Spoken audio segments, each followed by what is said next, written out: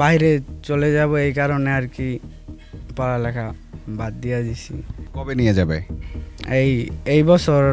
কিছুদিনের মধ্যে হয়ে যাবে। জি। ওখানে গিয়ে কি করবা মনে হয়, তোমার স্বপ্ন কি? ওখানে গিয়ে এই গ্রামকে কেন ইতালি গ্রাম বলে?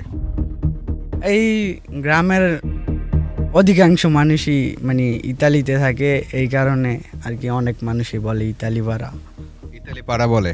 আচ্ছা, তোমার পড়াশোনা করো তুমি? জি না, কোন পর্যন্ত পড়ছো? First year. First year. জি। আচ্ছা, এখন কি করতেছো? এখন মানে বাইরে চলে যাব এই কারণে আর কি পড়ালেখা বাদ দিয়ে দিছি। তো কোন দেশে যাবা? ইতালি। কে নিয়ে যাবে? আব্বু। আব্বু ওখানে থাকে? জি।